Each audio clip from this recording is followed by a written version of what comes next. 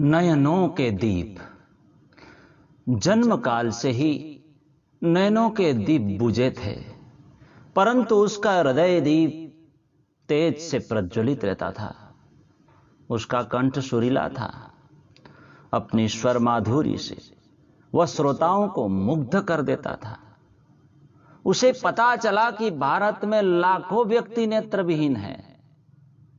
उनमें से अधिकांश भीख मांगकर गुजारा करते हैं। उसका हृदय करुणा से विचलित हो उठा, परंतु निष्क्रिय सहानुभूति प्रदर्शित करना उसे पसंद नहीं था।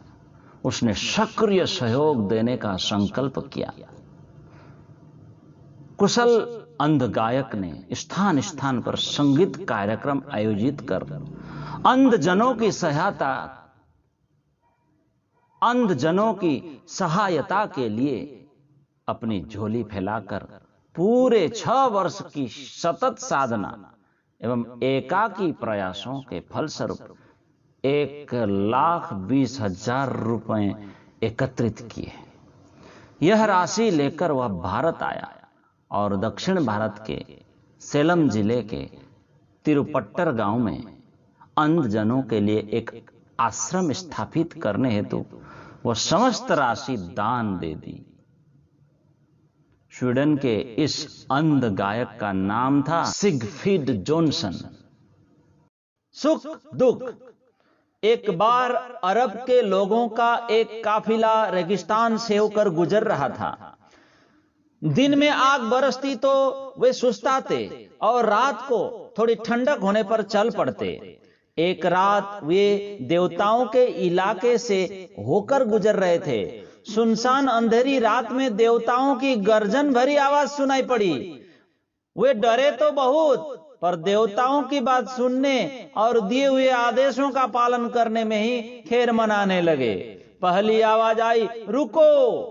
वे सब रुक गए। दूसरी आवाज थी, झुको। वे सब झुक गए। तीसरा आदेश मिला, जमीन पर बिखरे कंकड़ बिनो और जेबों में भरकर चल पड़ो। सभी ने वैसा ही किया। अब निर्देश था, सवेरा होने तक कहीं ठहरना मत। बस जब सूरज निकलेगा तो तुम सुखी भी बहुत होगे, पर दुख भी कम न होगा। आरंभ में राहगीर डर के मारे कांप रहे थे। देवताओं के आदेश मानने के अतिरिक्त और कोई चारा न था। किसी प्रकार रात पूरी की। सवेरा होते देखा उनकी जेबों में कीमती हीरे मोती भरे थे। वे सचमुच बहुत सुखी हुए।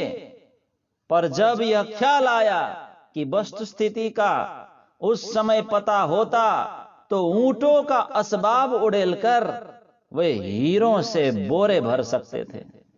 साथियों, जिंदगी का कारवा देवताओं के इलाके से गुजरता है, पर हम स्तब्ध, भयभीत, कुछ सुखी और दुखी होकर मंजिल पार करते रहते हैं।